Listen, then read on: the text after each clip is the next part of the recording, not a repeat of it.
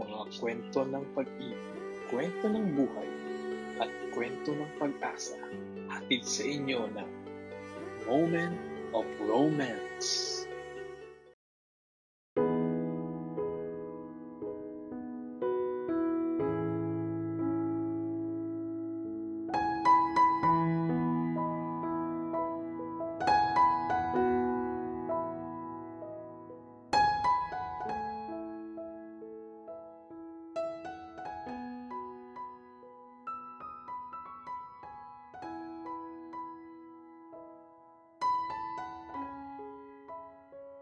Naranasan mo na bang maikumpara? Hindi ba masakit para sa isang tao yon? Lalo na siguro kung sa ex ng taong minamahal mo ngayon ikaw ikumpara. Ano ang gagawin mo? Hahayaan mo na lang ba at hindi pakikinggan ang mga sinasabi nila? O patutunayan mo na mas better ka sa taong ikinukumpara sa iyo? Isang pinagpalang araw po sa inyong lahat. Ako si Sky at ibabahagi ko po sa inyo ang aking buhay pag-ibig. Sigurado ako na mas makaka-relate kayo sa kwentong aking ibabahagi. This December ko lang nalaman ang tungkol sa YouTube channel nyo. Isang araw kasi ay nakaramdam ako ng pagka-bored. So I decided na mag-browse sa YouTube para maghanap ng pwedeng mapanood. And then, I accidentally click one of your video. Yun na nga ang simula ng pagsubaybay ko sa channel nyo. Araw-araw na akong nakaabang sa upload nyo. Excited ako palagi kasi sigurado na may matututunan ulit akong aral mula sa story ng mga sender. Pag wala naman kayong upload, medyo disappointed naman ako. Anyway, so ito na nga. Sisimulan ko na ang aking sariling kwento. Isa akong employee sa isang company. Dito ko rin nakilala si Veron. Co-employee ko ito. Maganda, sexy at maputi ito. Siya yung tipo ng babae na talaga namang mapapatingin ang kahit sinong lalaki. Bukod pa doon ay matalino din ito. Siyempre, hindi ko na po ililihim sa inyo na isa ko sa mga lalaking humahanga talaga dito. Ang naging lamang ko nga lang sa kanila ay sa akin ito pumayag na magpaligaw. Dahil doon, todo effort naman ako syempre. May isang bagay lang akong pinagtatakahan kay Veron. Kung yung ibang babae ay gusto na sa bahay sila nililigawan, iba si Veron. Ayaw niya akong papuntahin sa bahay nila. Hindi ko naman alam kung bakit. Pero every time na ini-insist ko ang pagpunta sa kanila, ay palagi nitong sagot ay tsaka na lang. Gusto ko rin kasi makilala ang pamilya nito. Pero kung ilang beses ko inopen ang tungkol sa topic na yon, ay ganun din niya karaming beses akong tinanggihan. Hanggang sa maging kami na nga ni Veron, ay hindi pa rin ako nakakapunta sa bahay nila. Kaya isang desisyon ang aking ginawa. Gusto kong malaman ang dahilan ng pagputol niya sa pagpunta ko sa kanila. Pinuntahan ko si Veron isang gabi para dalawin siya dahil absent ito sa trabaho. Ang sabi niya sa akin ay may sakit daw siya. Nang makarating ako sa bahay nila, ay agad akong kumatok sa pinto nila habang sinasambit ko ang pangalan ni Veron. Isang medyo may edad na babae ang nagbukas ng pinto. Sa tingin ko ay ito ang mami niya. Kahawig niya kasi ang babae. "Hello po tita, nandyan po ba si Veron?" Agad kong tanong sa babae. "Sino ka ba? Anong kailangan mo sa anak ko?" Mataray na sagot nito sa akin. "Boyfriend niya po ako, tita. Mano po?" Sabay abot ko sana ng kamay nito. Pero hindi man lang ito natinag. Masama pa ang titig nitong nakatingin sa akin. Sumagot ito ng nagbibiro daw ba ako kasi wala naman daw sinasabi sa kanya ang anak niya na may boyfriend ito.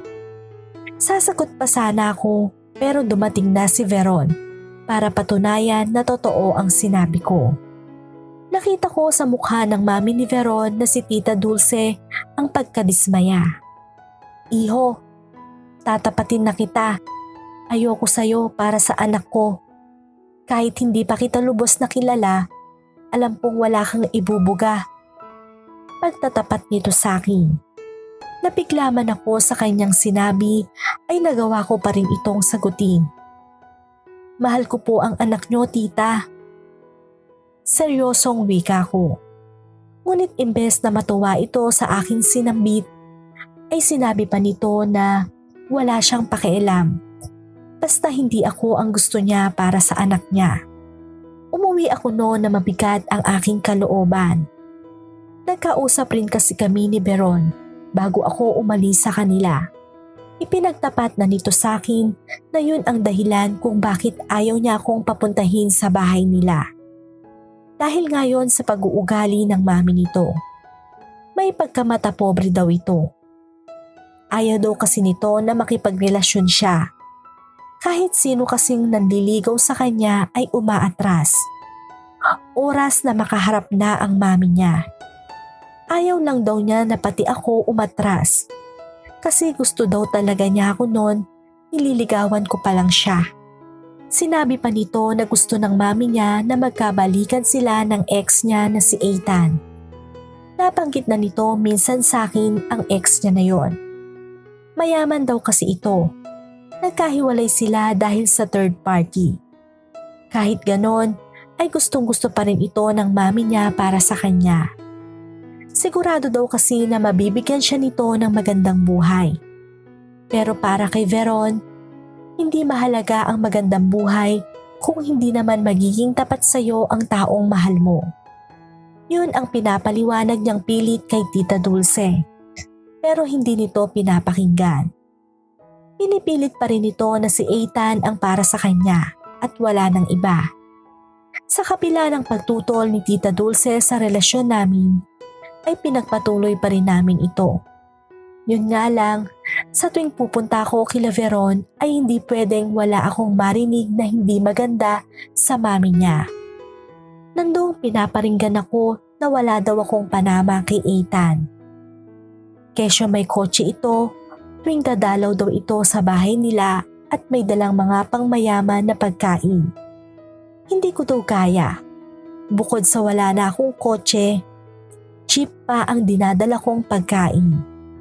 O kaya naman, madalas sinasabi nito na kahit kailan hindi ako nito matatanggap para sa anak niya. Lahat ng pangmamaliit nito sa akin ay tinitiis ko. Kasi mahal ko nga si Veron. Kahit pa naaapakan na ang pagkalalaki ko ay ayos lang. Wala pa ring makakapigil sa pagmamahal ko para kay Veron. Mabilis na lumipas ang 2 taon ay inaya ko nang magpakasal ang kasintahan ko. Pumayag naman agad ito. Nang ipaalam namin kay Tita Dulce ang desisyon namin ay nagalit ito sa amin. Sinabi pa nito kay Veron na hindi ito nag-iisip ng tama. Ano daw mapapala sa akin ng anak niya? Ngayong wala naman daw akong yaman na gaya ni Ethan. Kawawa lang daw ang anak nito sa akin. Dapat daw si Ethan ang mapangasawa nito. Kahit sobrang naiinis na ako sa mami ng babaeng mahal ko, ay pinili ko pa rin na huwag siyang bastusin. Inayos agad ni Veron ang kasal namin. Naging praktikal lang kami sa lahat. Hindi na namin pinagarbo pa ang kasal. Mahalaga sa amin ay maikasal kami. Akala ko sa araw ng kasal ko ay magiging masaya kami. Pero alam kong hindi. Dahil kahit sa araw ng kasal namin ng anak niya, ay hindi pinalagpas ni Tita Dulce. Sky, ito ba ang ipinagmamalaki mo sa akin? Ni hindi mo man lang nabigyan ng magarbong kasal ang anak ko? Tingnan mo nga ang venue, ang pangit. Ang pagkain, hindi masarap, pangmahirap. Tapos, my goodness, ang pamilya mo parang hindi nagsikain ng 1 linggo. sa lakas magsikain. Ang worst, parang kasama pa yata yung buong barangay nyo. So cheap talaga. So cheap talaga. Hay nako, ewan ko ba naman dyan kasi kay Veron? Bakit ikaw pa ang piniling pakasalan? Kung sa Ethan ang pinakasalan ng anak ko, sigurado ang saya ng araw na to. Walang-wala ka talaga kay Ethan. Wala kang kwenta. Dire-diretso ang panlalait nito sa akin. Hindi lang sa akin. Damay buong pamilya ko. Sa kabila nun, wala pa rin narinig sa akin si Tita Dulce. Kasi pag pinatulan ko pa siya, ako lang ang lalabas na walang galang o bastos. Kaya hinahayaan ko na lang siya. Kahit sobra nang nakakagalit ang mga pagkukumpara niya sa akin at sa ex ng anak nito. Matapos ang kasal, ay itinira ko si Veron sa hindi naman kagandahang bahay. Pero alam kong magiging komportable ito. Palagi namang pumupunta si Tita Dulce doon. Hindi para bisitahin o mga musta, kundi para humanap ng ikakapuna sa akin. Sa loob ng 1 taon namin na mag-asawa ng anak niya ay wala pa rin itong ipinagbago. Puro pang mamata pa rin ang ginagawa nito sa akin. Lahat yon kaya kong palagpasin. Pero isang araw, talagang sinasagad nito ang pasensya ko. Akalain niyong isinama pa nito sa bahay namin si Ethan para daw ayain na kumain sa labas ang asawa ko. Ang kapal din naman ng mukha ng Ethan para sumama sa pamamahay ko. Dahil sa hindi na ako nakapagtimpi pa, ay napatikim ko ng kamao si Ethan. As usual, gaya ng ine-expect ko, nagalit sa akin si Tita Dulce. Ang kapal daw ng mukha ko para saktan si Ethan. Gayong wala naman daw akong panama dito. Yaman pa lang daw ay walang-wala na ako. Hindi ko alam kung bakit lagi niyang pinamumukha sa akin ang yaman ng Ethan na yon. Bakit? Sa yaman ba nasusukat ang pagmamahal o pagkatao ng isang tao? Higit sa lahat, nabibili ba ng yaman ang mabuting puso at tunay na pagmamahal? Sa unang pagkakataon ay pinagtanggol ko ang aking sarili. Sinabi ko dito na oo, mayaman nga si Ethan. Pero hindi naman ito nagawang mahalin ng totoo ang anak niya. Sa katunayan, sinaktan pa nga niya ito dahilan kaya sila naghiwalay ni Veron. Bakit hanggang ngayon pinipilit pa rin niya si Ethan para sa anak niya?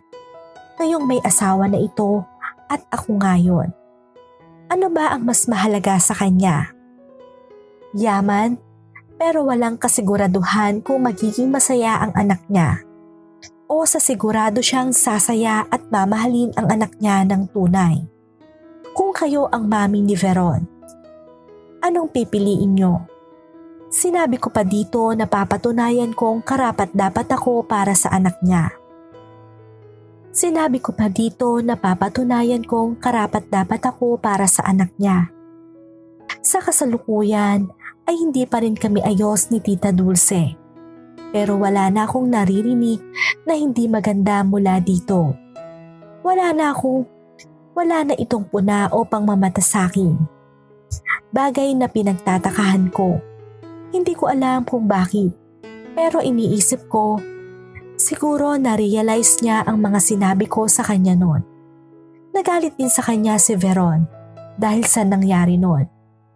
Pero sabi ko dito ay huwag siyang magalit sa magulang niya. Kasi sa kabilang punto, may point pa rin ito.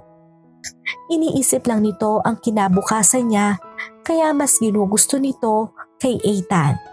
Or should I say, sa yaman nito. Sasabihin niyo siguro ang plastic ko. Wala po akong magagawa kung yun ang iniisip niyo. Basta po ako, sinasabi ko lang po yun ang totoo. Ayokong turuan na magalit ang asawa ko sa magulang niya. Dahil lang sa hindi kami okay nito. Sa buhay, hindi mo maiiwasan na maikumpara ka sa iba. Kasi parte na yon ng buhay natin. Ang maipapayo ko na lang, hindi lahat dapat mong pakinggan. Kasi madalas, iba ang nakikita nila kaysa sa totoo.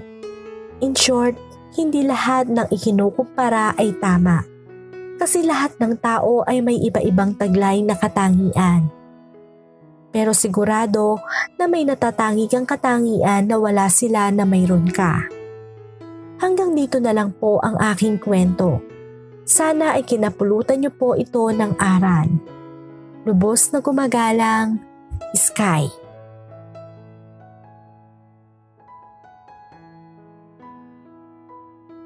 Maraming salamat po sa pakikinig. Shout out po muna sa mga nag-comment sa mga nakaraang videos.